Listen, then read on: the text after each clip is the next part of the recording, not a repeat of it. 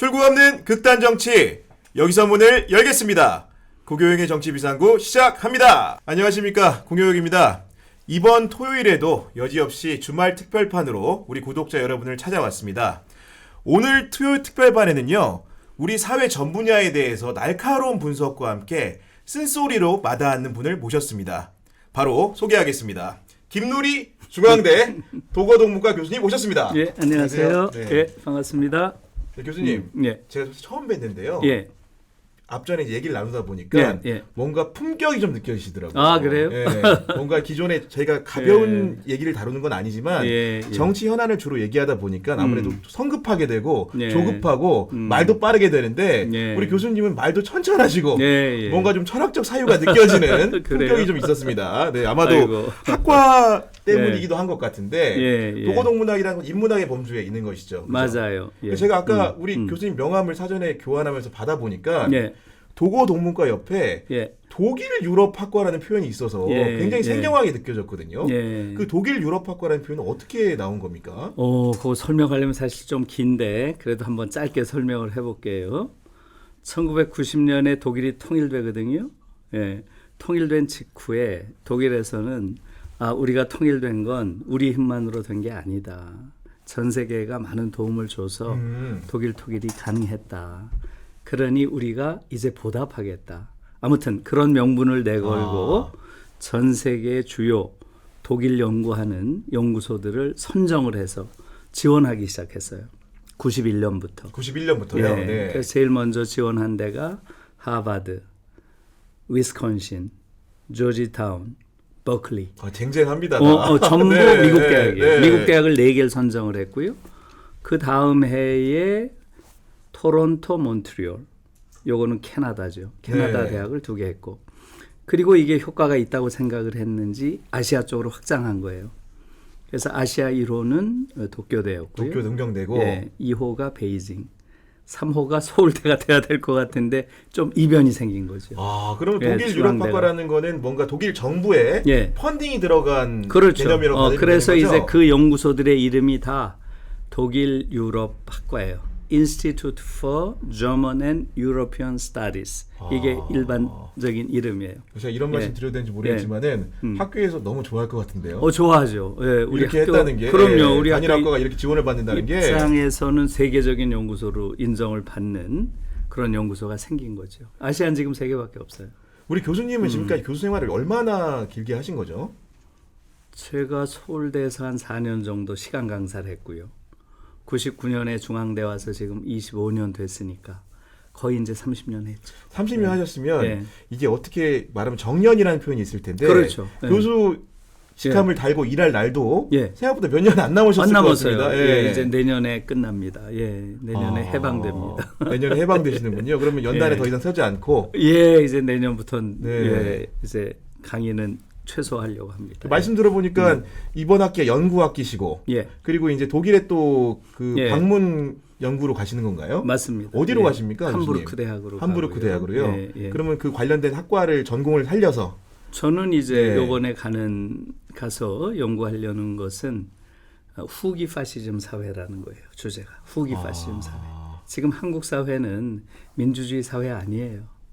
후기 파시즘 사회입니다. 지금 한국 정치가 이렇게 후진 이유도 후기 파시즘 사회라서 그래요. 네. 그러니까 전기 파시즘 사회라는 건 우리가 일반적으로 생각하는 제도로서의 파시즘이죠. 육군 소장들이 총 들고 나와서 민주주의를 그야말로 다 파괴해 놨죠. 군부 통치 같은 걸 그렇죠. 얘기하는 거죠. 그게 네. 30년 동안 전기 파시즘 사회, 즉 제도로서의 파시즘이 있었고요. 후기 파시즘이라고 하는 것은 일종의 태도로서의 파시즘이에요. 전기 파시즘 사회가 우리 한국인들의 내면에 각인시켜 놓은 그러한 파시즘의 잔재들, 그게 청산됐나요? 안 됐나요? 남아있는 것 같습니다. 네. 전혀 안 됐습니다. 사실은. 그게 우리를 말하자면 성숙한 민주주의자가 되지 못하도록 하는 아주 큰 상처예요. 그러니까 민주주의 외향적으로 제도를 갖추고는 있지만 그렇죠. 실제로 운영되는 여러 가지 형식이나 내용은 그렇죠. 이렇게 파시즘에 가까운 형태로 맞습니다. 되고 있다는 것이죠. 예, 우리 네. 국민들이 가지고 있는 의식, 태도, 심지어 제스처, 폭력성 이런 것들이 다 후기 파시즘의 특성에 굉장히 가까운 거예요. 그래서 그것을 일반적으로 후기 파시즘 사회의 특징이라고 하는 걸 한 5가지 정도 드는데요. 그걸 한번 생각해 보세요. 우리가 파시즘 사회에 맞는지. 네. 첫째, 강자 동일시. 아, 강자 동일시. 예, 그러니까 약자를 혐오하고 강자를 동일시하는 그 이러한 현상. 곳곳에서 볼 수 있는 지금 현상 한국 같습니다. 사회에 네. 아주 잘 보이는 현상이죠. 그다음에 두 번째는 지금 말한 것처럼 약자를 혐오해요. 약자 편에서 연대하고 그들과 공감하고 그들을 사회적으로 정상 상태로 만들고자 하는 노력이 거의 없는 공동체예요. 한국 사회가. 세 번째가 폭력성과 공격성이에요. 지금 한국 사회처럼 이렇게 폭력적이고 이렇게 공격적인 사회 없어요. 당장 총선 현장에서도 날선 언어만 내세우고 있잖아요. 그건 뭐 네. 정치뿐만이 아니죠. 일상에서도 마찬가지죠. 오징어 게임이 넷플릭스 1등해서 자랑스러워요? 자랑스러워요? 어때요? 창피한 측면도 많죠. 그렇죠. 네. 그런 류의 참혹한 상상력은 어느 나라 사람도 가지기 어려워요. 우리는 일상이 오징어 게임이니까 그런 참혹한 상상력, 그런 잔혹한 상상력을 갖는 거죠. 그게 다 폭력성, 공격성이 내화된 그러한 사회라는 거고요. 네 번째가 동조 강박 이런 표현을 동조 써요. 강박. 이건 좀 제가 이해가 안 됩니다. 네. 그러니까 네. 다수의 무조건 동조하려는 동조 강박. 강박적인 심성을 가지고 있다는 거예요. 나는 아닙니다. 손을 못 드는. 못 드는 네. 거죠. 한국 사람 그런 사람 없어요.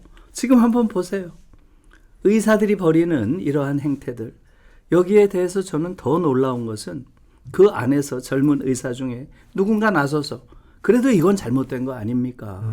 전 세계에서 의사 수가 가장 적은데 의사 수를 늘리는 건 정상 아닙니까? 이런 자가 하나 나와야죠. 없잖아요. 판검사는 다른가요? 똑같죠. 판검사 또한 똑같아요. 나오면 왕따 시키죠. 예. 지난번에 네. 한번 보세요. 예, 지금 양승태 사법부에서 저지른 사법농단. 제가 슬슬 이렇게 열받기 시작하네요. 아니, 예열이 좀 빨리 되고 있습니다, 지금. 예. 커지면서. 예. 거기에 대해서 판사들이 어떤 선고를 했나요? 47개 혐의를 전부 무죄 선고를 했어요. 저는 그거보다 더 놀라운 게 젊은 판사 중에 최소한 한두 놈이라도 나와서 다른 소리 이건 잘못된 거 예. 아닙니까? 이렇게 한 자가 있어야죠. 아예 없어요. 검사는 다른가요? 김학의란 자가 있죠. 네. 그 자가 저지른 범죄들 한두 가지인가요? 그걸 다 기소도 하지 않는 이러한 검찰에 대해서 젊은 검사 중에 누가 나서서 그거 틀렸어 이렇게 하는 자가 있나요? 이것은 완전히 동조 강박에 빠져 있는 그런 사회라는 거 보여주는 거예요. 네. 파시즘 사회의 전형적인 거죠. 마지막으로 5번째가 흑백 논리예요. 모든 걸 흑백으로 보는 이러한 논리. 이 5가지 어떻게 생각하세요? 5가지 들으니까 좀 한국 사회를 입체적으로 분석한 틀이다. 네, 그렇죠. 이런 생각이 듭니다. 그래서 예. 저는 후기 파시즘 사회라고 보고 있고요. 요번에 이제 함부르크 대학의 지카르트 네켈 교수라고 그런 그 분야의 아주 전문가예요. 그분이랑 네. 그 분야를 좀 연구하고 오려고 합니다. 알겠습니다. 이제 어떻게 하시겠다는 계획까지 들었는데 어떻게 보면 지금 이렇게 사회에 대한 날선 분석을 할 수 있는 것도 그런 영향도 좀 있을까요? 집에서 이렇게 체득한. 날선 거는 아니고요. 예리한으로 바꿔주세요. 예리 알겠습니다. 네, 날서다고 하는 것은 좀 네. 부정적이니까요. 네. 네. 뭐 하여간 예리한 것까지도 아니지만 꼭 뭐 그런 그 집안에서의 분위기도 있었겠죠. 그러나 더 큰 영향은 독일에서만 영향을 받은 것 같아요. 예. 유학하시는 과정에서요. 그렇죠. 네. 그렇죠. 네. 독일에 좀 어떤 점이 좀 그렇게 아니 제가 이제 문학을 했으니까요. 우리는 이제 왜 문학을 하는 놈이 저렇게 여러 분야에 관여를 하냐 이런 사람들도 더러 있는 것 같은데 그건 정말 좀 정당하지 않은 논리예요. 문학을 한다는 건 뭡니까? 결국 인간에 대한 인간 심연에 대한 탐구를 하는 게 결국 맞습니다. 문학인데 네. 인간을 알려면 어떻게 해야 되겠어요?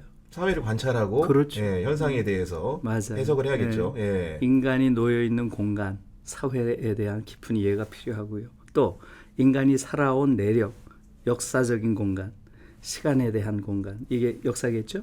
사회와 역사를 모르고 인간을 이해한다는 건 어려운 거죠.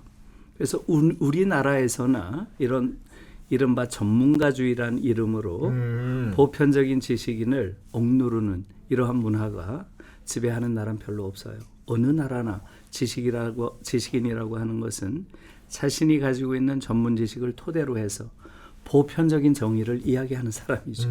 그렇게 이해해 주셨으면 그러니까 좋겠습니다. 동문학자라고 해서 사회 비평을 못할 일이 없는 그건 것인데 말이 안 되는 한국 거죠. 사회는 그거를 전문가 조리로 접근하다 보니까 그렇죠. 사회학자만 사회에 대해서 얘기해야 되고 그렇죠. 정치학자만 정치에 대해서 얘기해야 된다고 맞습니다. 해야 되는데 맞습니다. 그런 틀거리 자체가 굉장히 잘못되어 있다는 당연하죠. 평가시죠. 예. 그래서 그런지 우리 교수님 글들을 보면은 예. 사회와 정치에 대한 분석이 유독 많이 눈에 띕니다. 예, 많이 그런 있죠. 와중에 예. 우리 한국 사회, 한국 정치의 예. 현주소에 대한 이야기도 좀 많이 해주시는데 예. 지금 교수님이 보시는 한국 정치의 현주소는 좀 어떻습니까? 이렇게 최악일 수 있나? 더 이상 최악인 건 불가능하다. 이렇게 보고 있어요.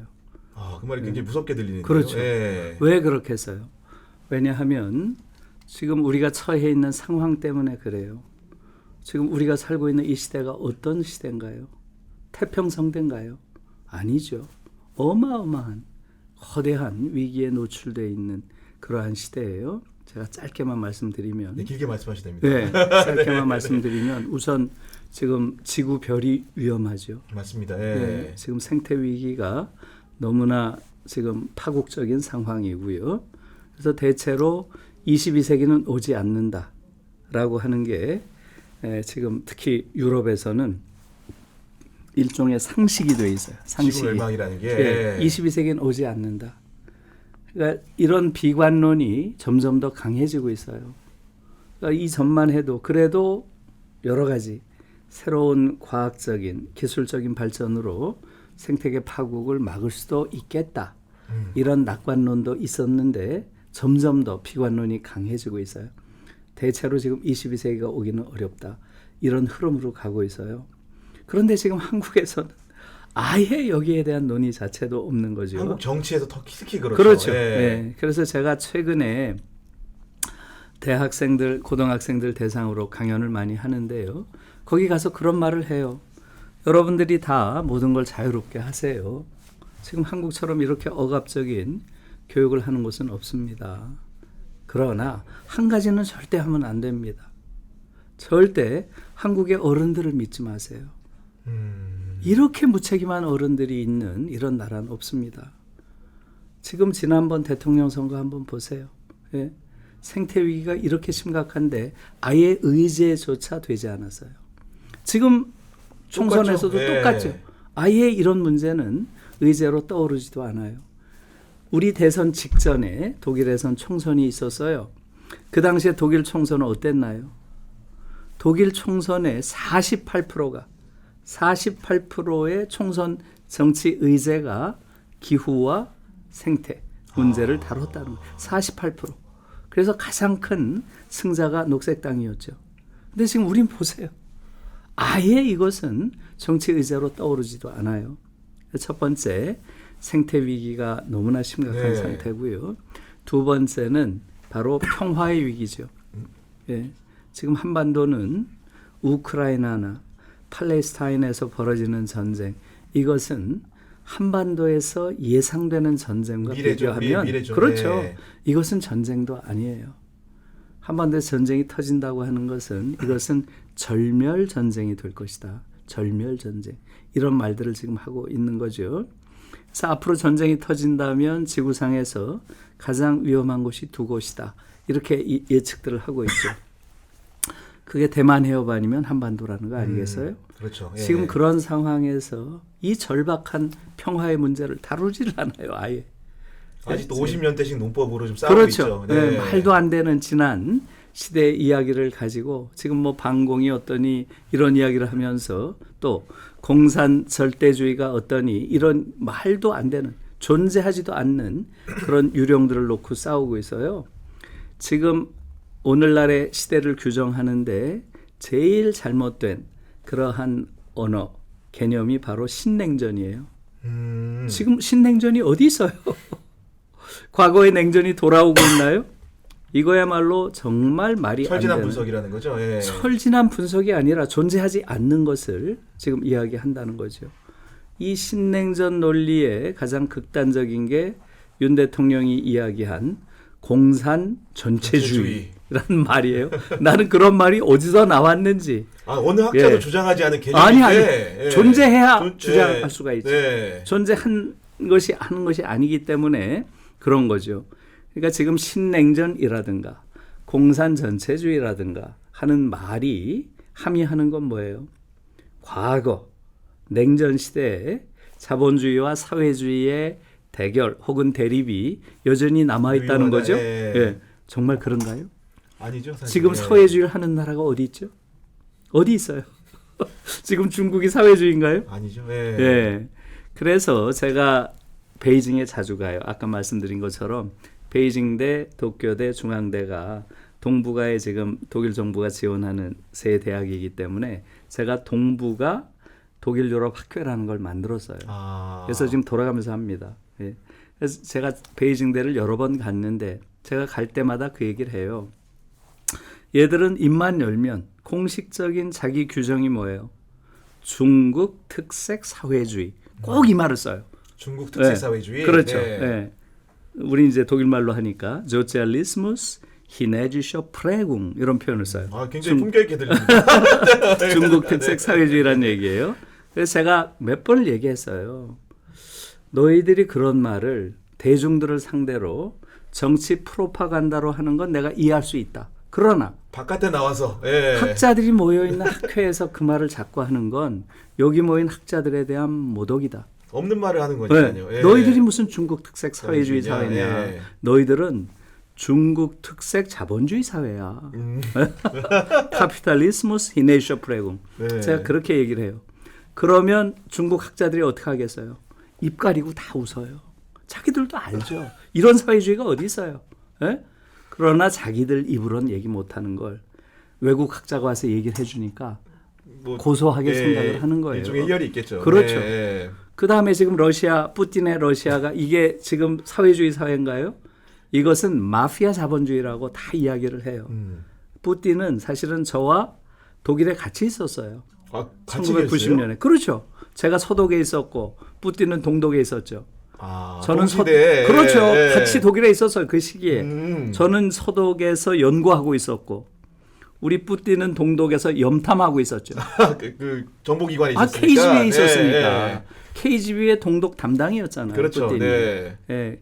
그래서 저랑 뭐 만난 적은 없어요. 만나면은 여기 안 계실 수도 있습니다. 만난 적은 없지만 그러니까 지금 푸틴의 러시아라고 하는 것은 뭐예요? 결국은 당시 소련이 해체되면서 급격하게 자본주의 체제로 체제 전환하게 되죠. 그 과정에서 가장 강력한 새로운 자본가로 등장한 게 누군가요? KGB를 중심으로 한 정보를 독점하고 있던 세력이에요. 그 세력의 대장이 푸틴이죠. 그래서 마피아 자본주의라는 표현을 쓰는 거예요. 네. 그래서 마피아 자본주의라는 말이 보편화된 거고요. 북한도 마찬가지예요. 북한도. 김정은이 계속 자신들의 미래상이라고 연구하는 게 어딘가요? 중국이나 베트남이죠. 그렇죠. 중국의 길로 갈 것인가 베트남의 길로 갈 것인가 이거 연구하는 거예요. 그러니까 어떻게 빨리 자본주의로 전환할 것인가. 이게 지금 김정은의 고민이지 무슨 공산주의가 어디 있어요. 그렇죠. 지금. 존재하지 않는 걸 가지고 공산 전체주의 얘기를 하고 최근에는 그래도 새로운 그래도 조금 낫다 하는 한동훈이라고 하는 그러한 정치인도 이런 낡은 이야기를 하는 걸 보고 파시즘이라는 표현, 전체주의라는 표현 많이 쓰더라고요. 그러니까 저 세력은 저긴 안 되겠구나. 존재하지 않는 걸 자꾸 이야기할 정도로 퇴행적인 그러한 모습이라는 거고요. 그래서 지금 두 번째는 바로 평화의 위기예요. 너무너무 중요한 것이고요. 이것은 제가 사실은 긴 얘기를 할 수 있지만 이 얘기만 할 수 있는 거 아니니까 거기까지만 얘기하고요. 제가 독일 통일의 전문가예요. 사실은 10년 동안 독일 통일 연구를 했기 때문에 서독에 체류하시면서 그렇죠. 제가 한국에 와서 10년 정도 독일 통일을 연구했고요. 그 분야는 제가 약간 전문 영역이에요. 한 책을 6권 정도 냈어요. 통일과 관련한 부분을. 그래서 평화에 대한 이야기는 제가 할 이야기가 많이 있는데 아무튼 그 얘기가 오늘 주가 아니니까요. 두 번째 한반도가 위험하다는 얘기고요. 기후와 평화의 위기. 세 번째는 지금 대한민국 이 사회가 위험하죠. 지금 이런 사회가 있나요? 지금 지구상에 존재하는 많은 사회 중에서 최악의 사회라는 거 아니에요. 이걸 분명히 인식해야 돼요. 20년째 자살률이 1위예요. 이런 나라가 어디 있어요? 이걸 정말 진지하게 생각해야 돼요. 왜 한국인들은 이렇게 스스로 목숨을 끊는가? 제가 최근에 놀랬던 게 네. 저희 아들이 이제 초등학교 4학년인데 대한민국 청소년 자살률이 높다는 얘기를 초등학생들이 저작거리에서 애들이 동요 부르듯이 그렇게 얘기를 하고 다니더라고요. 이게 뭔가 지식됐으니까 그런 건데 그렇죠. 그 읽고 상당히 놀랐거든요. 너무너무 놀라운 일이고요. 그러니까 사실은 지금 우리나라 자살을 하는 분들 중에 철학적 자살을 하는 사람이 몇 명 되겠습니까? 예? 인생에 대해서, 삶에 대해서, 인간 실존에 대해서 회의가 깊어서 자살한 사람 몇 명 되겠어요? 지금 한국에서 자살한 사람들의 8, 90%는 다 생존의 벼랑에 몰리다가 더 이상 살 수 없으니까 그 벼랑에서 손 놓는 거예요. 너무나 참혹한 죽음이고요. 그것은 사실은 자살이 아니죠. 사회적 타살이죠. 예. 사회적 타살. 예. 너무 끔찍한 이야기고요. 그 다음에 지금 한국이 전 세계에서 가장 불평등한 나라라고 하는 것. 이것들도 많은 지표들이 이야기하죠. 과거에는 불평등하면 미국 아니면 멕시코였잖아요. 지금은 많은 지표에서 한국이 이들을 앞서 지표가 많이 나와요. 놀라운 이야기예요. 그래서 가장 불평등한 그러한 나라에 속한다는 것이고요. 사실은 불평등한 것보다 더 놀라운 것은 한국은 불평등을 사랑하는 지구상의 거의 유일한 그러한 국가예요. 그래서 이 이야기는 사실 긴 얘기예요. 네. 예, 세계 가치관 조사라고 하는 World Value Survey라고 하는 아주 권위 있는 조사 기관이 있어요. 여기서 대체로 6년마다 한 번씩 각 나라의 가치관 차이를 분석합니다. 네. 거기서 나온 거예요. 한국이 불평등을 즐긴다. 불평등을 예. 가장 사랑하는 이런 질문을 했어요. 당신은 소득이 보다 평등하게 분배돼야 된다고 생각하십니까? 아니면 지금보다 차이가 더 벌어져야 된다고 생각하십니까? 이렇게 물었어요. 2014년 조사에서 한국인의 24%만이 더 평등하게 분배돼야 된다. 이렇게 답을 하고 있고요. 나머지 16%는 반대 답이었겠죠. 아니에요. 예. 나머지 전부가 아니고요. 네. 59%가 59%가 차이가 더 벌어져야 된다. 전 그걸 보고 도저히 믿을 수가 없어요. 아니 말씀을 듣다 보니까 예. 그 정부가 최근에 선거를 앞두고 했던 여러 가지 일들 중에 예. 그 민생 토론회라는 게 있잖아요. 예. 그 대체로 보면은 규제를 풀어주고 그렇죠. 그리고 금융 소득세를 또 맞습니다. 이제 없애주고 이런 등등의 일들이 자산의 증식과 관련된 부분들이 많은데 그렇죠. 그런 것도 연장을 생각해 보면 그럼요. 그런 심리를 굉장히 교묘하게 예. 정부가 간파하고 하는 토론이라고 볼 수도 있겠네요. 예. 중요한 말씀이에요. 그런 토론회 정도가 아니고요. 보세요. 지난번 대통령 선거를 한번 돌아보세요. 대통령 선거. 지금 한국은 전 세계에서 가장 불평등한 그러한 나라라는 경고가 너무나 많은 곳에서 나왔죠. 사실은 제가 그 대통령 선거 직전에 1월 2일 날 네. KBS에서 하는 쌤과 함께라는 프로가 있어요. 쌤과 함께 일요일 날 하는. 네. 제가 첫 방송을 했어요. 그래서 제가 거기서 집중적으로 문제 제기를 한 게 한국이 얼마나 불평등한 나라인지 그걸 문제를 제기를 했어요. 왜 그랬겠어요? 3월에 대통령 선거가 있으니 그런 의제를 대통령을 가지고. 하겠다는 자는 불평등 문제를 먼저 풀어라. 저는 그런 메시지를 좀 주려고 의도적으로 했어요. 네. 그런데 지난번 대선 때 이 불평등 문제를 다룬 자가 있나요, 없나요? 없었던 것 같습니다. 네. 네. 윤석열 공정, 이재명 공정, 안철수 공정, 문재인 공정. 전원이 공정이에요. 세상에 이런 나라가 어디 있어요? 저는 사실은 지금 말한 이런 사람들은 그냥 한 당에 모여서 이념이 똑같으니까 공정이 그렇게 중요하면 한 당에 모여서 하나의 정당에서 활동하는 게 옳다고 봐요. 그들이 무슨 차이가 있어요? 공정이라고 하는 것은 사실은 신자유주의가 만들어낸 최악의 허위의식이에요. 이렇게 기울어진 운동장에서 이렇게 불평등한 사회에서 공정한 잣대를 대면 누가 이겨요? 100% 기득권들이 이기죠. 그걸 전부 외치고 있어요. 그걸 무슨 선거라고 해요? 정말 어처구니 없는 거고요. 제가 사실은 너무나 놀란 것은 그 직전에 미국 선거가 있었죠. 네. 미국보다도 우리가 훨씬 더 보수적인 그러한 정치인을 가졌다는 걸 그 대선이 보여준 거예요. 기억하세요?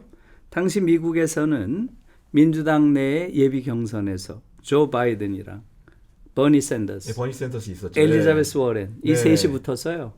샌더스와 엘리자베스 워렌이 내세운 게 뭐였나요?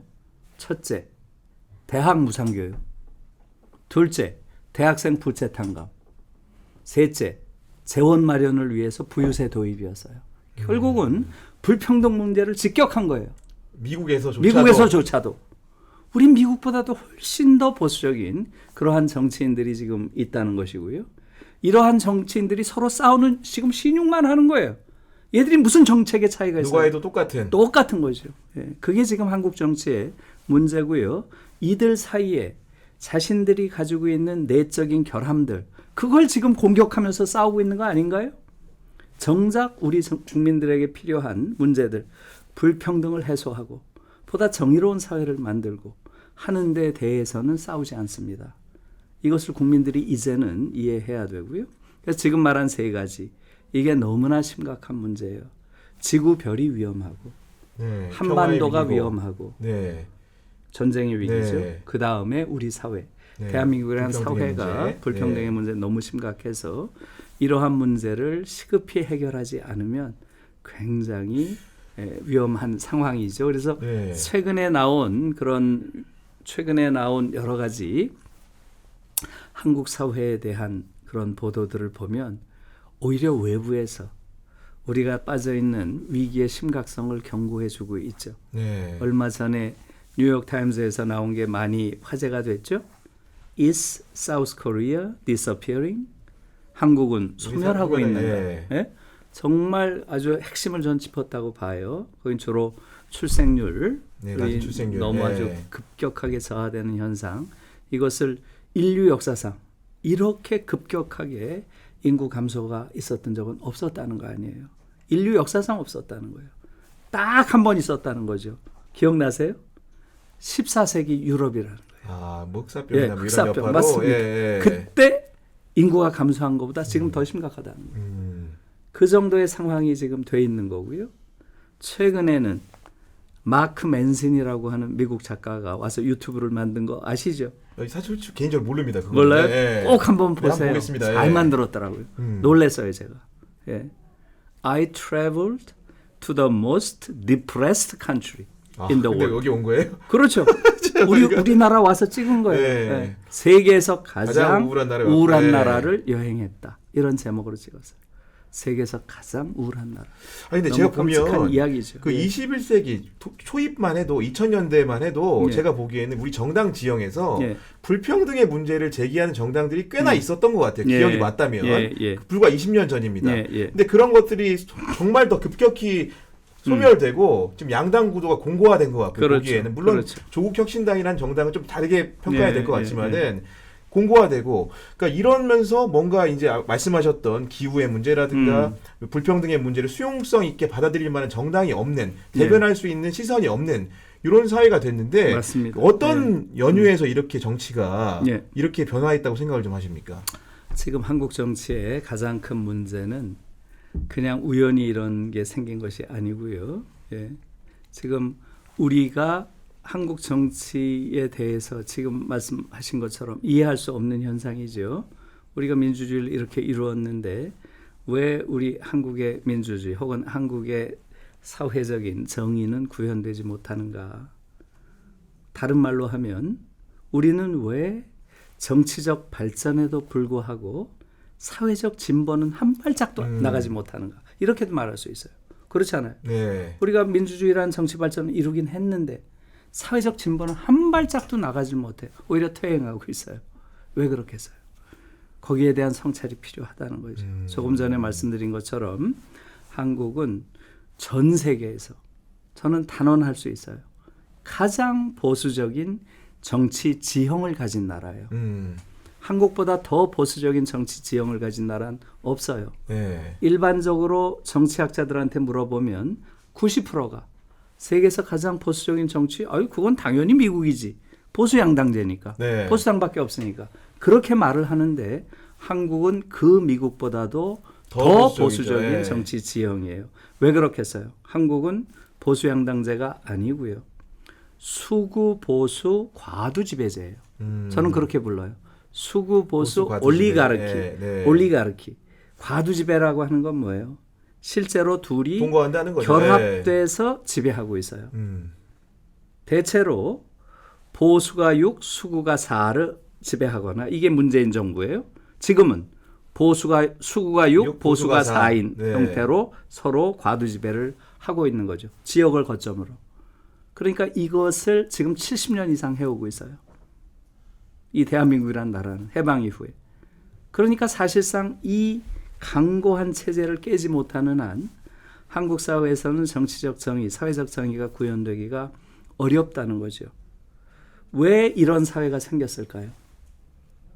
그것은 우리가 네. 예상할 수 있듯이 전 세계에서 우리만 가지고 있는 독특한 환경, 독특한 상황, 뭐겠어요? 분단이라는 뭐 특성이 그렇죠. 됐죠. 예. 맞습니다. 분단 체제로 인해서 우리는 전 세계에서 가장 보수적인 정치 지형을 가지고 있고요. 그것은 수구, 보수, 과두지배 체제다. 저는 그렇게 부르고 있습니다. 그럼에도 불구하고 과거에 진보 정당이 아까 똑같은 얘기인데 예, 진보 예. 정당들이 한때는 뭐 계급이라든가 이런 것들 표방을 하면서 예, 예. 사회 균열을 내려는 시도들이 있었는데 예. 이번에도 이제 선거 국면에서 보시면 알겠지만 예, 예. 과거에 그런 지향을 표방했던 정당들이 국민적 또 외면을 받는 현상이 나타나고 그렇죠. 있거든요. 그렇죠. 그런 연유는 좀 어떻게 찾아야 될까요? 그러니까 이제 지금 말씀드린 대로 가장 큰 것은 결국은 언어의 문제와 관련이 깊어요. 근원적인 것은. 한국 사회가 이렇게까지 된 것은 바로 현실을 이해하려면 언어를 통해서 우리가 현실을 파악할 수밖에 없잖아요. 네. 그런데 이 언어 자체가 왜곡되어 있고 언어 자체가 기만적인 언어라면 우리가 현실을 어떻게 이해해요? 그러니까 민주당을 진보라고 생각하는 그렇죠. 예를 들면 예, 그런 거죠. 예. 그러니까 지금 사실은 한국 사회의 가장 큰 정치적 비극은 좋은 보수가 없다는 거예요. 좋은 보수가 있어야 돼요. 보수가 나쁜 게 아닙니다. 좋은 보수가 안정적으로 받쳐지는 그러한 조건에서 합리적인 진보가 성장하는 거예요. 이건 적대적인 게 아니에요, 사실. 네, 좋은 쪽으로. 독일을 네. 보면 좋은 보수가 있고 거기에 합리적 진보가 서로 경쟁하면서 그 사회를 안정적이면서 진보적인 이런 사회로 만들어 간 거예요. 그런데 지금 한국은 한번 보세요. 이른바 보수라고 하는 자들, 그들을 한번 보세요. 보수라는 것 자체가 나쁜 게 아닙니다. 기본적으로 보수주의라고 하는 것은 자유주의와의 경쟁 속에서 형성된 정치 사상이죠. 예, 자유주의가 개인의 자유를 가장 중요한 가치로 두고 있다면 보수주의는 뭘 더 중시하나요? 공동체. 공동체의 안녕을 가장 중시합니다. 그런데 근대 사회에서 가장 중요한 그러한 공동체는 뭔가요? 근대 사회에서 생겨난 가장 중요한 민족이죠. 네이션. 네이션. 그죠? 네이션이 가장 중요한 사실은 공동체고요. 그러니까 보수주의자들은 예외 없이 민족주의자인 거죠. 예, 보수주의 거의 100% 다 민족주의자죠. 보수주의자들은. 그 다음에 보수주의가 중시하는 건 또 뭐겠어요? 그 공동체가 함께 경험해온 그러한 과거. 이게 뭐예요? 역사죠. 예. 역사죠. 그래서 역사를 중시하는 거고요. 또 보수주의자들이 중시하는 것은 이 공동체가 공유하고 있는 그러한 삶의 양식. 네, 이게 뭐겠어요? 이런 것들. 네, 이게 뭐겠어요? 문화죠. 문화. 예. 그래서 보수주의는 이 네 가지예요. 공동체, 민족, 역사, 문화. 이 네 가지 가치. 굉장히 좀 부합하지 않은 것 같습니다. 보면은. 그래서 예. 이 네 가지가 다 중요한 거잖아요. 보수주의가 그래서 나쁜 게 아니라는 거죠. 아니, 보수주의가 예? 오히려 평화를 더 지향해야 될 것 같은데 그렇죠. 그런 맥락에 따르면 맞습니다. 그런데 예. 우리의 경우는 어떤가요? 지금 공동체를 중시한다 그러면 빨갱이라고 공격을 하고 앉아 있어요. 그리고 예. 민족을 중시해야 된다 그러면 용공이에요, 용공. 예. 예? 이렇게 공격을 하고 역사 얘기를 하면 다 도망가요. 그러니까 유럽에서는 왜곡하고는. 민족이나 국가라는 걸 오히려 이제 예를 들면 상상된 것이다, 그렇죠. 개발된 것이다, 예. 비판하는 게 진보인데 그렇죠. 우리나라는 그건 뭐 진보도 아니고 아마 뭐 그렇죠. 이제 뭐 아나키스트, 무정부주의자 좀 될 것 같아요. 예. 지금 그렇게 돼 있는 거죠. 예. 그래서 사실은 한국은 소위 보수라고 하는 사람들은 보수가 아니고요. 예, 보수를 욕먹이는 사람들이죠. 그래서 지금 한국에서 이른바 보수라고 하는 사람들은 자신들이 가지고 있는 오래된 권력을 유지하기 위해서 대체로 외세에 영합해서 기회주의적으로 행동하는 정파예요. 이러한 정파를 수구라고 부르는 거예요. 수구. 그러니까 지금 완전히 수구들이죠. 지금 사실은 이렇게 현실에 예. 들어와서 말씀드리면 예. 윤석열 대통령이 가장 기대는 게 사실은 미국과 일본이잖아요. 그렇죠. 그리고 우리 지난번에 KBS에서도 대담을 했을 때도 예. 가장 자랑스럽게 소개하는 게 우리 미국에 선물 받은 것들 예. 우리 집무실에 걸어놓는 거 아닙니까? 그렇죠. 이런 맞습니다. 것들이 사실상 예. 그런 표상 아닐까요? 맞습니다. 예. 예, 그런 대표적인 사례겠죠. 네. 그래서 지금 한국에서 이른바 보수라고 하는 사람들은 사실은 역사적으로 보면 한국 근대사에서 대표적인 보수였던 김구 선생.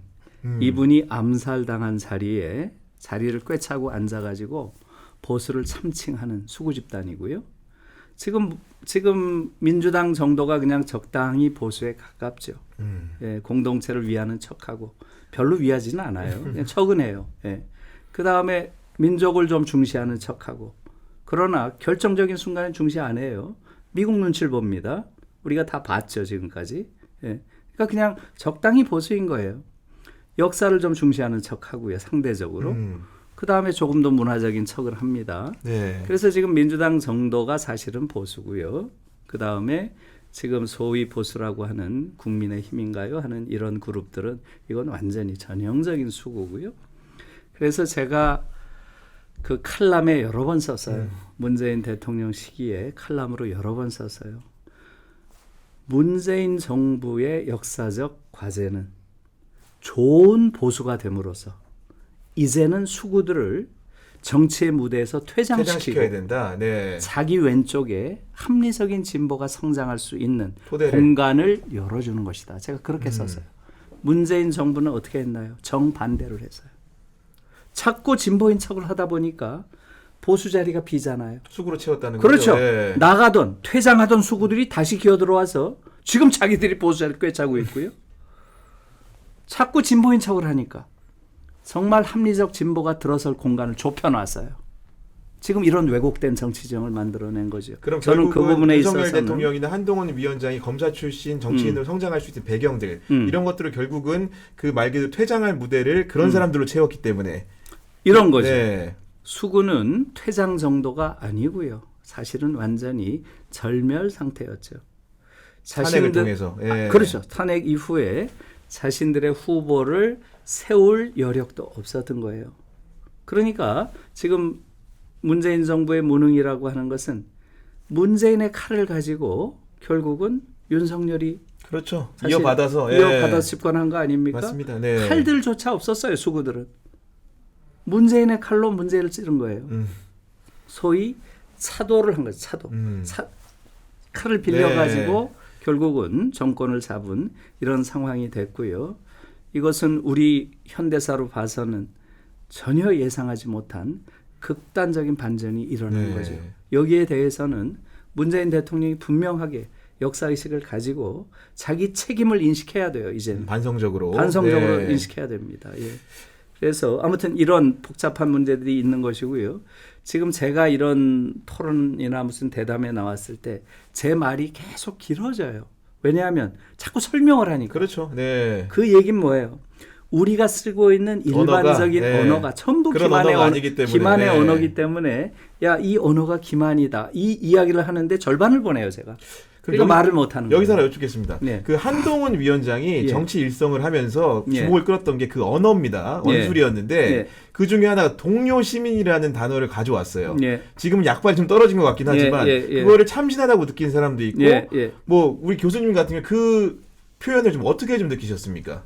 별로 저는 뭐 느낌이 없었고요. 네. 사실은 fellow citizen이라고 하는 영어를 옮긴 건데요. 정말 너무나 웃기게 옮긴 거죠. 동료 시민이라는 의미가 fellow를 동료라고 번역을 한 거예요. 직역을 네. 해서. 그냥 존경하는 시민 여러분 이런 얘기 정도인 거지. 우리말로 옮기자면. 앞에 시작할 때, 그렇죠. 시작할 때. 네. 그걸 직역을 한 거예요. 그러면서 그러니까 의미 부여를 또 한 거죠. 그렇죠. 네. 그런 언어 자체도 너무 웃기는 거고요. 그래서 제가 어느 칼럼에도 썼지만 제가 그렇게 썼어요. 한동훈의 언어와 이탄희의 언어. 제가 이런 칼럼에서 쓴 게 있어요. 네. 이탄희의 언어라고 하는 것은 시면의 언어. 예? 인간에 대한 깊은 사랑에서 올라오는 시면의 언어인데 반해서 한동훈의 언어는 표피의 언어다. 표피의 언어. 사유가 고일 틈이 없는 메마른 언어. 예? 그런 언어를 지금 쓰고 있다. 제가 그렇게 쓴 게 네. 있어요. 저는 그렇게 봅니다. 예. 이런 가운데 아까 이탄희 의원 얘기가 나왔으니까 예, 결국은 그 총선이 화두지 않습니까? 아까 예, 이제 예. 개괄적으로 우리 정치의 근본적인 문제점, 그런 말 그대로 언어의 그런 자의적인 표현들이나 이런 것들 예. 지적을 해주셨는데 이번 총선이 그럼에도 불구하고 가진 의미는 상당할 것 같습니다. 아까 예. 교수님이 말씀해주신 방향으로 전환이 되려고 하더라도 예. 이번 총선에서 어떤 기점이 만들어지냐 여부도 중요할 것 같은데요. 예. 좀 어떻게 좀 돼야 된다고 보십니까?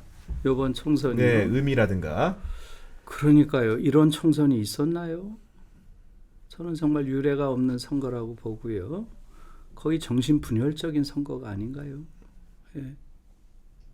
너무나 놀라운 선거고요. 저는 일반적으로 아마 아노미라고 하는 말, 아노미 네. 들어보셨죠? 네. 아라는 게 없다는 뜻이고요.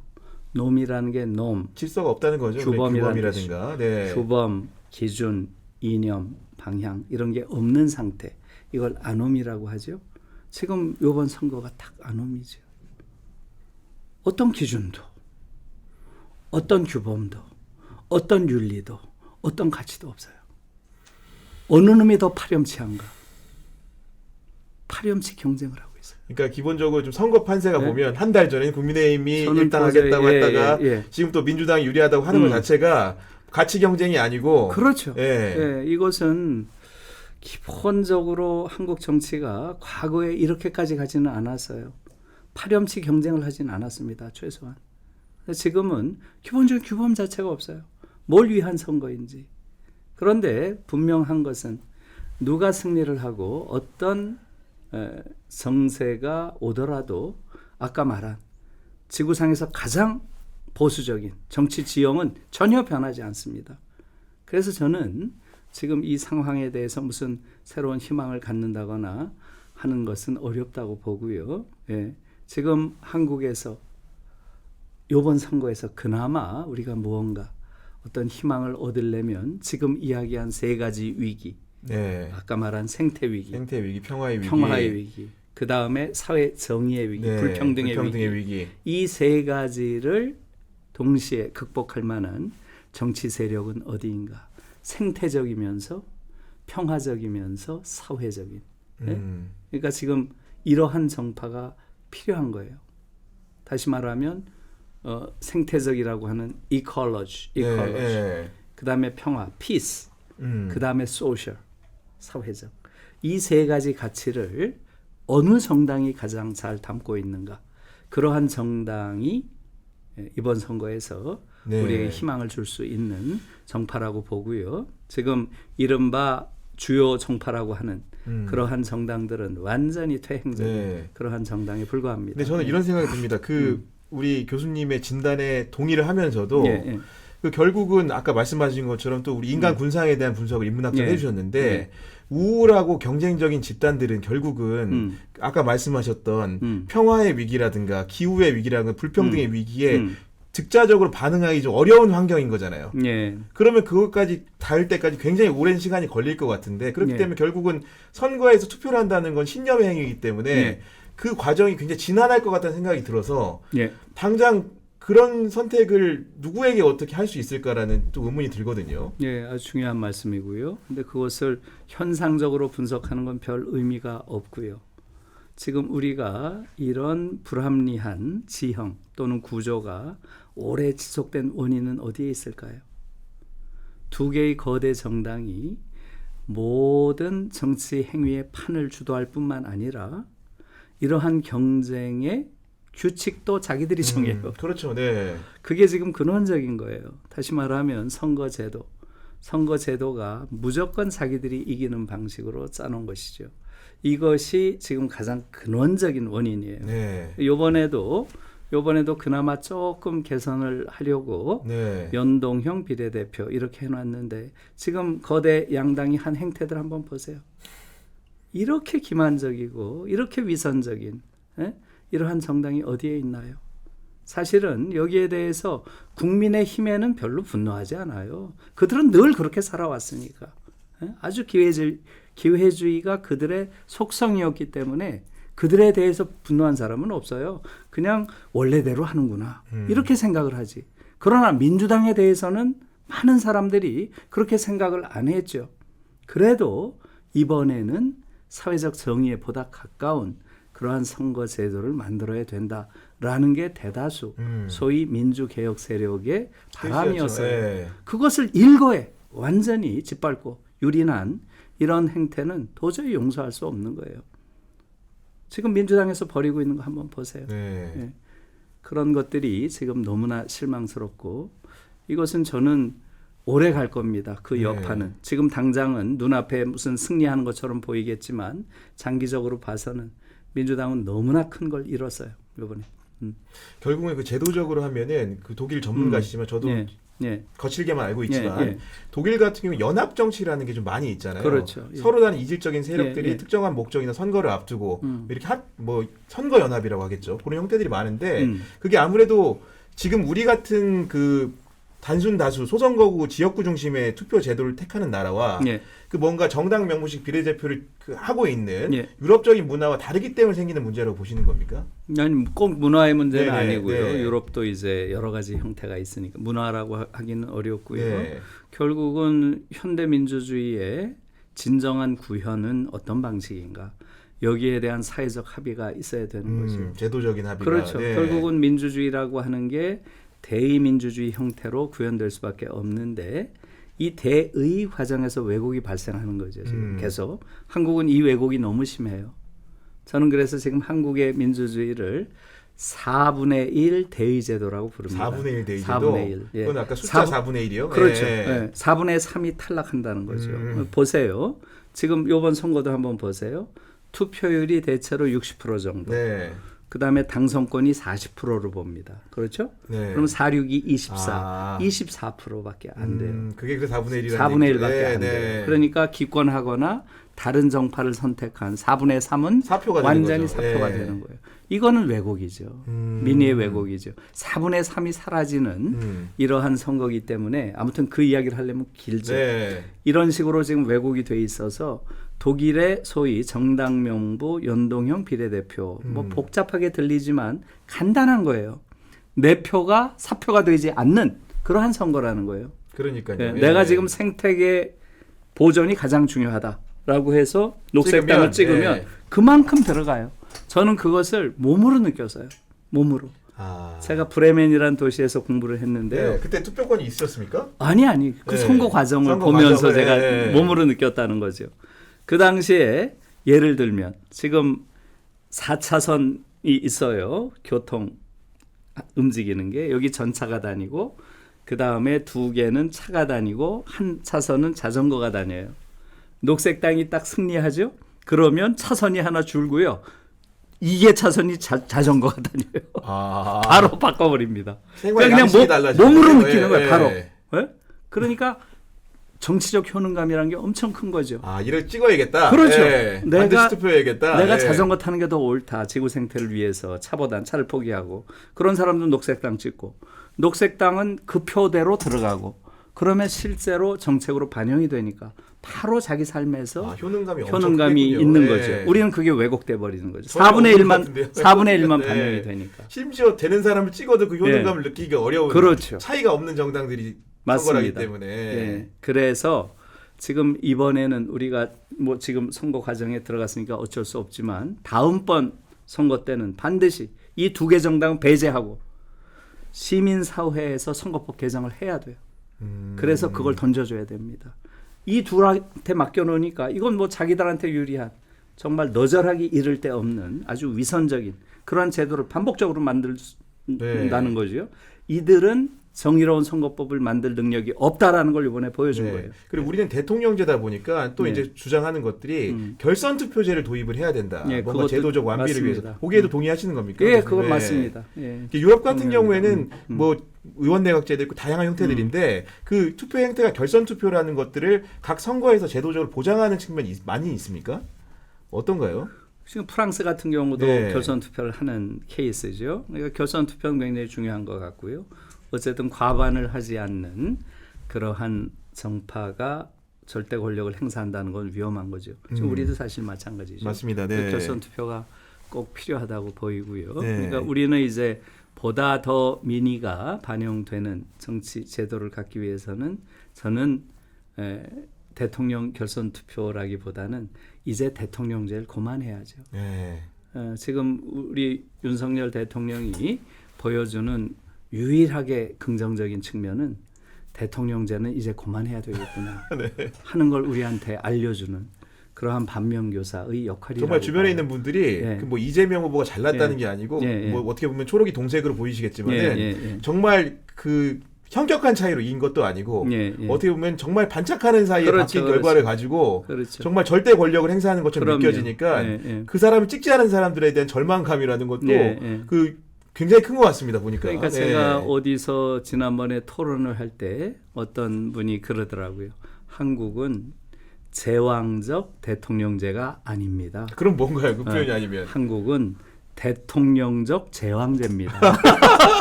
아, 대통령 이게 무슨 제왕이지? 이게 제왕이니까 무슨 이퀄이니까. 네. 대통령적 제왕이지. 이게 무슨 네. 제왕적 대통령이냐? 그 말에서도 100% 그렇네요. 동의가 예. 돼서요. 이게 제왕이지. 자기들 멋대로 하잖아요. 지금 의회에서 그렇게 여러 가지 법안을 내놓으면 뭐예요? 그냥 거부권하고 거부권 행사하면 만나자고 해도 안 끝나버리는. 만나고. 그렇죠. 예. 이런 엉터리 정치 구조를 가지고 있는 나라 어디에 있어요? 이게 제왕이지 무슨 대통령이에요. 자기가 제왕인지 대통령인지 모르고 있어요 지금. 정말로 어처구니 없는 상황인 거죠. 네, 그런 근본적으로 정치 지형을 바꿀 수 있는 권력제도의 개편이 필요하다는 네, 말씀이신 것 맞습니다. 같은데 그럼 여기서 하나 여쭤볼게요. 조국혁신당 사실 이것도 한국형 정당이라고 저는 느껴지긴 하는데 어쨌든 간에 국민적 지지는 굉장히 많이 받고 있습니다. 처음에는 뭐 미풍일 거라고 했는데 돌풍을 넘어서 이제 스스로도 자기 규정을 태풍이라고 합니다. 그 정도로 비례대표 쉽게 얘기해서 사표 심리를 방지하기 위해서 하는 비례대표에서조차도 지금 지지율이 국민의 미래보다도 높게 나오는 지표들이 있어요. 이 한국 사회 조국 혁신당의 돌풍은 좀 어떻게 좀 보십니까? 저는 못 보고 있어요. 도저히 상상을 초월하는 그러한 현상이기 때문에 한국 정치의 다이나믹을 보여주는구나 라고 하더라도 그 다이나믹이라는 것도 역동의 구조라는 게 있거든요. 그걸 제 머리로는 그걸 분석을 못 하겠어요. 뭔가 틀을 벗어난 형태의 틀을 정당이다. 벗어난 형태고요. 지금 저는 아까도 말씀드렸지만은 아노미 최소한의 이 세계를 판단할 수 있는 규범이나 인식 틀 이 자체가 지금 무너진 사회가 아닌가 이렇게 근데 봅니다. 이런 게 제가 선회를 너무 하는 건지 예. 모르겠는데 지금 어제도 이제 관련된 공약 권력기관 개편이라든가 이런 공약을 보면 검찰이나 감사원, 국세청, 기재부를 겨냥한 걸 봤을 때는 뭔가 대통령제에 최적화된 테크노크라트들 있잖아요. 그렇죠. 그런 집단들을 뭔가 좀 부수어야 된다라는 주장이 아닐까라는 선회를 좀 해봤는데 그런 건 없습니까? 저는 이제 제가 다른 글에서도 그렇게 썼지만 지금 이 윤석열 정부라고 하는 것 이것은 거대한 퇴행이라고 제가 그 제목을 그렇게 썼는데 그 다음부터 그 말을 많이 쓰더라고요. 크게 보면 윤석열 정부는 4가지 거대한 퇴행을 지금 보이고 있는 거죠. 첫째는 수구들이 지금 퇴장하다가 다시 귀환하고 있고요. 두 번째는 이제 신자유주의의 물결은 전 세계에서 다 가라앉았는데 지금 신자유주의가 부활하고 있고요. 어처구니 없는 거죠. 부자 감세를 한다든가 노동자를 이렇게 가혹하게 탄압하는 어처구니 없는 행태들 그런 것들이고요. 역사가 완전히 지금 역행하고 있고요. 그건 뭐 길 설명이 필요 없죠. 이렇게 역사가 역행한 적이 있나요? 그 다음에 4번째로는 뭐였던가요? 공백 상태가 왔는데 아무튼 말씀 뭐 생각 3가지만 가지고 해도 될 것 같습니다. 아니. 하나 또 하나 더 중요한 이야기예요. 또 하나 중요한 게 냉전의 회귀죠. 냉전의 회귀. 신냉전을 아까 얘기하셨던 지금 소위 냉전의 그러한 시스템들이 다시 회귀하고 있는 이러한 부분들이 지금 윤석열 정부가 들어온 이후에 한국 사회가 겪는 아주 거대한 복합적인 그러한 퇴행의 모습이고요. 여기서 더 중요한 것은 사실은 민주주의의 퇴행이에요. 민주주의의 퇴행. 이게 잘 보이지는 않지만 엄청난 퇴행이 지금 일상적으로 이루어지고 있고요.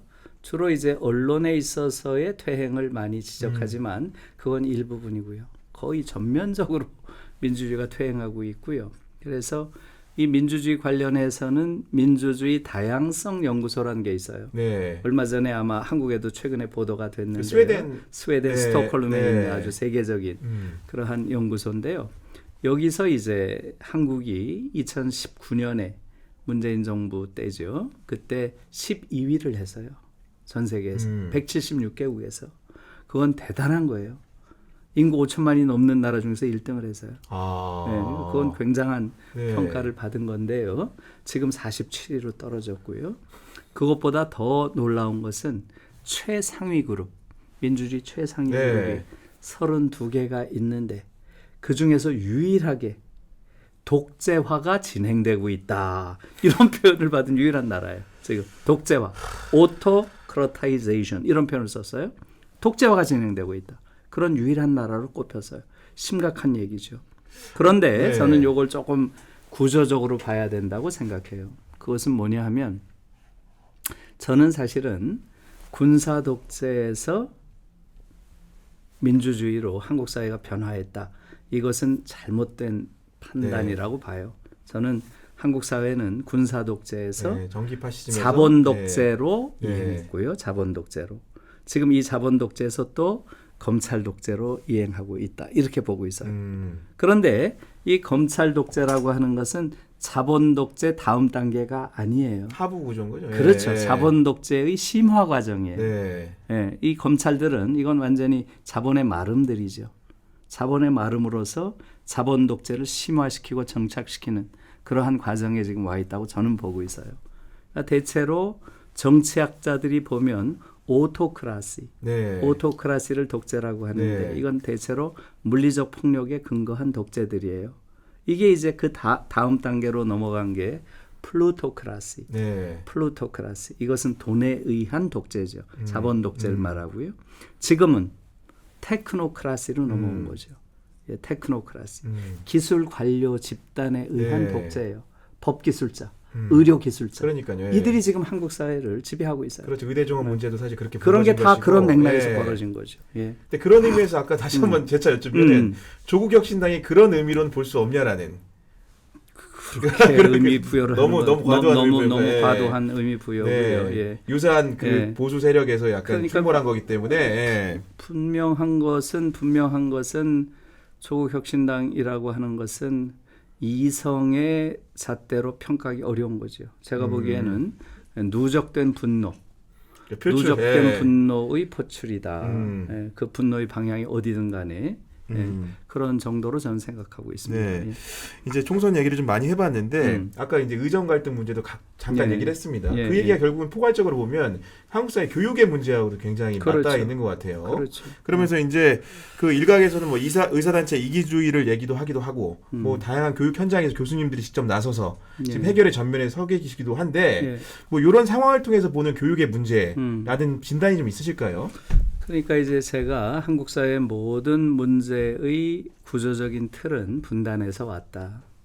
분단 때문에 한국의 정치가 전 세계에서 가장 보수적인 지역으로 정치 가는. 지형을 갖게 됐고 그게 한국 사회의 불평등, 차별, 빈곤, 실업 이런 문제들을 해결하지 못하게 하는 근원적인 틀이다 이렇게 얘기했죠. 그러나 또 다른 측면은 바로 그 근원에는 교실이 있어요. 교실. 한국의 교육. 제가 던지는 질문은 간단한 거예요. 한국 교실에서 12년 동안 교육을 받으면 과연 성숙한 민주주의자가 될까요? 아니면 위험한 파시스트가 될까요? 위험한 파시스트가 됩니다. 실제로. 그러니까 예. 바로 그거예요. 지금 한국에서 교육을 받으면 성숙한 민주주의자가 될 수가 없어요. 기체식으로 다 하니까요. 그렇죠. 예. 그리고 교육을 너무 잘 받아서 전교 1등을 해. 그런 자들은 어떻게 될까요? 거의 90% 이상이 파시스트가 돼요. 그게 바로 지금 의사들, 판검사들의 행태예요. 제가 법무부 가서도 이 얘기를 했어요. 법무부 가니까 거기 최고위 법 관료들이 있는 네. 곳이에요. 제가 그 얘기를 했어요. 한나 아렌트라고 하는 독일의 압니다. 예. 철학자가 있다. 이렇게 얘기를 했다. 무지는 용서할 수 있다. 그러나 무사유는 용서할 수 없다. 무사유는 범죄다. 이렇게 얘기했다. 무지라고 하는 것은 지식의 부정 혹은 부재, 없는 상태이다. 그러나 무사유는 의미의 부정이다. 의미의 부정. 의미를 부정하는 자. 그런 자들이 결국은 범죄자가 되는 거다. 히틀러 시대의 판검사들, 이들을 두고 한나 아렌트는 넥타이를 맨 살인자라고 불렀다. 지금 한국의 판사들은 다른가? 이렇게 물었어요. 그게 지금 한국의 모습이에요. 그러니까 한국 교육을 잘 받았다고 하는 그러한 사람들일수록 왜 이렇게 성숙한 민주주의자가 되지 못하는가 하는 것을 이야기한 것이죠. 지금 의사들 한번 보세요. 의사들. 국민들이 너무 몰라요. 지금 의사들의 경우는 OECD 국가 중에서 의사 수가 가장 적은 건 아시죠? 네, 알겠습니다. 2.1이에요. 2.1. 일명, 예. 예. OECD 평균이 3.76입니다. 작년에 나온 게. 독일이 4.5, 4.6 이렇습니다. 독일의 절반도 안 돼요, 지금. 예? 그게 지금 한국의 상황인데요. 절대 수가 부족한 거예요. 그리고 또 동시에 전 세계에서 가장 돈을 많이 버는 의사가 어느 나라 의사일까요? 뭐 어느 물어보지 나라 않아도 의사일까요? 짐작이 갑니다만. 한국이 절대적 1위예요. 네. 절대적 1위. 절대 액수도 1위고요. 대체로 2억 5천이 넘어요. 2위가 네덜란드, 3위가 독일이더라고요. 4위가 아일랜드. 절대 액수. 또 일반적으로는 평균 노동자 임금의 몇 배인가 이렇게도 해요. 이것도 1등이에요. 6.8배, 6.8배. 미국보다도 많이 봐요. 미국 의사들보다. 그러니까 이게 뜻하는 게 뭐예요? 의사 수를 줄여놓고 특혜를 통해서 어마어마한 부를 취하는. 증식하고 예, 있네. 네. 이것이 지금 한국 의사들의 지금 행태예요. 여기에 대해서 비판하지 않을 수가 없는 거죠. 제일 중요한 것은 뭐냐 하면 어느 나라에서나 의사를 해서 돈을 번다고 하는 것은 이것은 올바르지 않은 행동이라고 보는 거예요. 왜 그렇게 했어요? 사람을 살리는 일이고, 예, 윤리적인 측면이 그렇죠. 예. 의사라고 하는 것은 인간과 인간이 맺을 수 있는 관계 중에서 의사와 환자가 맺는 관계처럼 절대적 종속 관계는 없다는 거예요. 의사가 하는 말에 대해서 토론 걸 수 있어요? 못하죠. 못하잖아요. 네. 네. 그렇기 때문에 의사에게는 절대적 윤리가 요구된다는 거예요. 권위가 있기 때문에. 네. 아니 이런 어마어마한 권력을 가지고 있기 네. 때문에 환자에 대해서 절대적인 윤리가 요구된다는 거죠. 그런데 지금 한국에서는 의사를 해서 돈을 벌겠다? 이런 것들을 너무나 당연시하는 그러한 사회 분위기 자체가 병든 거라는 거죠. 의사를 하려면 경영을 하거나 물건을 만든거나 이런 걸 해야지 어떻게 환자의 병을 대가로 돈을 벌어요? 김장한가요? 어른 김장한가? 이런 프로가 있었죠. 네. 네. 그분이 하는 말이 저는 굉장히 인상적이에요. 그분은 한약 네. 약재상이잖아요. 내가 번 돈은 내가 번 돈은 전부 아픈 사람들의 주머니에서 얻어온 돈이다. 그렇기 때문에 나는 이 돈을 의미 있게 써야 된다고 생각한다. 이렇게 말씀을 하시더라고요. 그런 정신이 필요한 때죠. 지금 한국에서는 이런 경쟁교육, 교실에서의 경쟁교육이 아주 오만하고 미성숙하고 파렴치한 그런 엘리트들을 길러내고 있어요. 저는 거기에 대해서 강하게 비판하고 있습니다. 네. 아, 말씀 듣다 보니까 이게 제가 지금 빠져들어가지고 지금 했는데 왜냐면 저도 이제 비근한 예로 아까 말씀하셨던 의정 갈등 있잖아요. 예, 갑자기 예. 어떻게 치환이 됐냐면 예. 아, 검사 대 의사의 싸움에서 이렇게 끝장을 그렇죠. 보는구나. 맞아요. 두 세력이 맞붙었구나. 그런 생각을 좀 하게 됐고. 맞아요. 그리고 아까 교육 현장에서 이제 여러 가지 얘기를 듣다 보니까 저도 이제 자녀가 있던 입장에서 예. 다시 한번 인문학을 왜 공부해야 되는지에 대해서 예. 성찰적으로 반성을 하게 되는 예. 그런 기회가 좀 되는 것 같습니다. 이제 끝으로 가고 있는데요.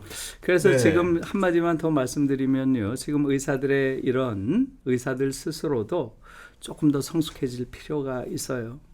지금 내가 학교 다닐 때 공부를 잘했으니까 내가 전교 1등 했으니까 내가 이렇게 많은 돈을 버는 것은 당연하지. 그러니까요. 예. 그러기 위해서는 의사 수를 줄여야지. 이것은 정말로 초등학생 수준의 윤리의식도 없는 거예요. 공동체에 대한 인식이 그렇죠. 없는 거죠. 예. 그거는 정말로 부끄러운 일이고요. 정말 자기가 한 사회의 엘리트라고 생각을 한다면 그거보다는 훨씬 더 성숙한 공동체를 생각하는 생각을 해야 됩니다. 네. 제가 독일의 사례를 잠깐만 들게요. 우리와 똑같았어요. 코로나가 왔을 때. 독일은 우리보다 대체로 2.5배 정도 의사수가 이미 많아요. 그럼에도 불구하고 독일에서도 코로나가 오니까 굉장히 의료 체제가 동요하기 시작했어요. 거기에 대해서 독일 정부가 파격적인 대책을 내놨어요. 어떤 대책을 내놨나요? 우리보다 2.5배 정도 의사수가 많은데, 많음에도 이미. 불구하고 네. 전체 의대 정원의 50% 증원. 2.5배 많은데 이런 대란이 올 수 있다. 언제든지 그러니까 간에. 50% 증원을 내놓은 거예요. 아니 근데 제가 여기 저도 그러면서 독일에- 그러면서 여기에 대해서 독일 의사협회의 반응이 저는 너무나 인상적이었어요. 거기에 대해서 독일 의사협회는 어떻게 반응했을까요? 대환영 성명서를 내요. 그러면서 정부의 정책은 너무 타당하다. 네. 지금 의사들이 과로사 직전에 있다. 그리고 독일 의료의 질이 너무 떨어져 있다. 그러니 파격적인 대책이 필요하다 하면서 대환영하고 나온 거예요. 우리는 문재인 당시에 정부에서 어떻게 한지 기억나세요? 알죠. 예. 겨우 400명을 늘리겠다. 400명. 그거 보고 너무 놀랐어요. 그리고 비대면 진료 이런 것도 네. 하려고 하니까 또 반발에 부닥쳐서 그렇죠. 못했고. 400명을 네. 늘리겠다고 하는데 의사들이 나와서 하는 소리가 뭐예요? 정말 어처구니 없는 그러한 상황들을 당시에 보인 아니 거죠. 저는 사실 독일 경험이 뭐 많지는 않은데 예전에 출장을 한번 갔는데 예. 그때 어떤 거였냐면 그 재생에너지 관련해서 이제 예, 현장 예. 취재를 갔어요. 그 예. 당시에 아마도 독일에 영향력 있는 기관에 있는 분을 만나서 인터뷰를 했던 것 같은데 예. 그때도 한창 우리 한국이 음. 탈원전 논의가 급속도로 진전되던 시점이었어요. 예, 지난 예. 정부 때 얘기했죠. 예. 그래 가서 그 사실은 독일도 원전을 많이 하다가 굉장히 기울어서 다시 탈원전으로 갔잖아요. 그럼 원전을 완전히 없애겠다 이런 폐기 정책을 내놨고 지금 완전히 없앴어요. 그렇게 했는데 그 제가 물어봤어요. 왜 이렇게 그 영으로 수렴하는 정책을 이렇게 극단적으로 추진을 할 수 있었냐 그랬더니 딱 그러더라고요. 일본 후쿠시마에 난 사고를 보고 그렇죠. 일본처럼 기술력이 독일과 비등한 나라에서도 사고 나는 것을 보고 그렇죠. 우리도 그런 일이 없을 거라는 생각 없다리의 보장이 없어서 이런 것들을 적극적으로 추진하게 됐다는 거예요. 맞아요. 근데 아까 말했던 것처럼 의료 문제 똑같잖아요. 지금 그런 대란을 겪은 다음에 보통 반응이 뭔가 사유에서 나오는 듯한 반응을 내놓잖아요. 그렇죠. 그러니까 아까 말했던 사유의 힘이란 게 이렇게 중요한데 맞습니다. 그런 부분들이 정말 한국 사회가 여전히 부족한 게 아닌가 네. 이런 생각을 좀 해보게 됩니다. 맞습니다. 네. 예. 제가 좀 제자 같았나요? 아니요. 아주 훌륭한 결론입니다. 아니 마지막으로 음. 그 이제 뭐 독일에 또 가신다고 했고 예, 또 예. 이제 향후 계획이 좀 어떻게 되는지 궁금합니다. 예, 저는 왜 한국 사회가 사실은 제가 너무 비판적인 이야기를 많이 했지만 우리는 대단한 나라죠. 정말 대단한 나라예요. 지금 우리처럼 이런 훌륭한 민주주의를 국민들이 쟁취한 이런 나라가 어디 있어요? 아시아 최고 수준의 민주주의를 우리가 쟁취했고요. 지금 그것이 이제 상당히 퇴행한 게 가슴 아픈 일이죠. 그 다음에 우리가 이 정도로 빠른 아주 급속한 경제 성장을 한 나라가 없어요.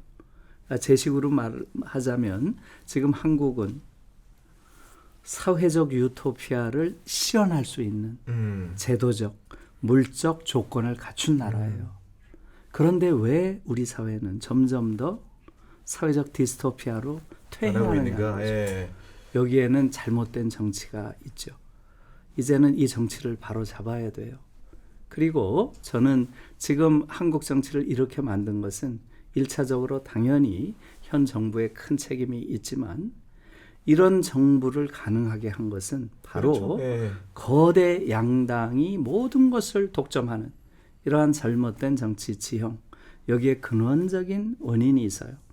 전 세계에서 가장 보수적인 극단적으로 우경화되어 있는 이 정치 지형을 우리가 바꿔내지 못하는 한 우리가 이룩한 그 위대한 민주주의가 사회적 진보를 한 발짝도 진전시키지 못한다는 네. 사실, 이것을 알아야 되고요. 그래서 선거제도, 대통령제도 이러한 제도가 기본적으로 이제는 수명을 다했다.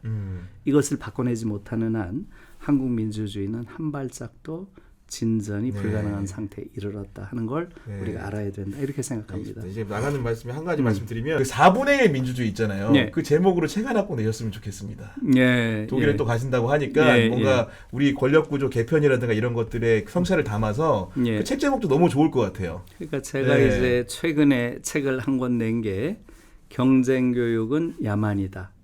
경쟁교육은 야만이다. 이런 책이 지난주에 이 책이 나왔는데요. 바로 그 경쟁교육이 모든 악의 근원이에요. 모든 악의. 지금 한국처럼 이렇게 경쟁교육을 시킨 나라는 없고요. 네. 이 경쟁교육을 통해서 아주 어린 시절부터 조금 공부를 잘하는 아이들은 턱없이 오만하고 미성숙한 그런 엘리트로 자라고요. 네. 대다수의 아이들은 스물도 되기 전에 스스로를 패자라고 생각을 해요. 열등감, 패배감, 무력감, 좌절감, 심지어 절망감을 내면하고 살아요. 네. 세상에 이런 나라가 어디 있어요? 그래서 이런 류의 경쟁 교육이 한국 사회를 망친 근원에 있다는 걸 알 필요가 있어요. 네. 제가 한마디만 더 할게요. 저는 그것을 독일을 보면서 알아서요. 독일은 오늘날 전 세계에서 가장 성숙한 민주주의자가 사는 나라가 됐어요. 놀라운 얘기예요. 갤럽, 입소스 이런 국제적인 여론조사 네. 기관이 있죠. 네. 여기서 늘 빠지지 않는 게 이거예요. 세계에서 가장 존경할 만한 나라가 어디인가? The most admired country in the world. 이거 꼭 해요. 계속 독일이 1등이에요. 2015년 이후에. 그거 아세요?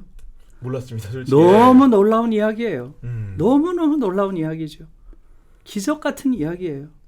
독일은 알다시피 1차 세계대전, 그렇죠. 2차 세계대전, 전범 국가라고 그렇죠. 분류돼 있죠. 네. 홀로코스트, 전범도 보통 전범 국가예요. 네. 집단 학살도 했으니까. 아우슈비츠.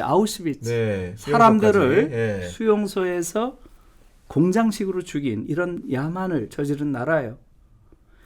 20세기 최악의 전범 국가가 어딘가요? 단연코 독일이죠. 네. 최악의 전범 국가가 지금 21세기 최고의 모범 민주주의 국가가 국가로, 돼서요. 예. 어떻게 그게 가능했을까요? 바로 경쟁 교육은 야만이다. 이게 1970년 독일 교육 개혁의 모토였어요. 모토. 이걸로 독일 교육 개혁을 한 거예요. 그래서 1970년 이후 독일에선 경쟁 교육을 시키지 않았어요. 등수도 없고 석차도 없어요. 독일 학교에는. 아, 그렇군요. 학교 간의 경쟁도 없어요. 대학 입학 시험 없는 거 아시죠? 네, 그건 알고 아비투. 있습니다. 네. 나오기가 힘들다 그러는데. 그렇죠. 고등학교 졸업 시험만 보면 원하는 대학, 원하는 학과를 원하는 때에 갈 수 있어요. 경쟁을 안 시키는 거예요. 그게 독일을 오늘날 지구상에서 가장 성숙한 민주사회로 만든 거예요. 네. 지금 한국은 전 세계에서 경쟁 교육이 가장 심한 서열화돼 거 아시죠? 네. 가장 심한 나라예요. 그렇기 때문에 한국인들이 민주적으로 성숙하지 지금 못하고 있어요. 지금 이번 선거에서 나타나는 이런 양상들, 이런 것들도 다 경쟁 교육이 만들어낸 야만적인 심리 상태, 이런 것들과 좀 관련이 있다고 봐요. 네. 그래서 장기적으로 봤을 때는 한국이 성숙한 민주사회로 가기 위해서는 교실에서부터 성숙한 아이들이 성장해야 되고요. 그걸 위해서는 이제는 경쟁 교육을 극복해야죠. 네. 알겠습니다. 한참 동안 이렇게 대화를 나누다 보니까 저도 시간 가는 줄 모르고 들었습니다. 저도 오늘 개인적으로 이렇게 특별판을 찍으면서 깨달음이 정말로 많이 왔던 날이고, 제 멀리 갈 게 없이 제 가정에서 이런 것들을, 저런 것들을 좀 실험적으로 사유하고 바꿔봐야겠다, 이런 생각을 했던 시간이었습니다. 지금까지 김누리 중앙대 독어동문과 교수님 모시고 말씀 나눠봤고요. 혹시 독일 갔다가 한번 오시면, 들어오시면 연락 주십시오. 한 번 더 모시겠습니다. 네. 알겠습니다. 그러면 저희는 다음 주 월요일 오후 4시에 여러분을 찾아뵙도록 하겠습니다. 그럼 다음 주에 뵙도록 하겠습니다. 감사합니다.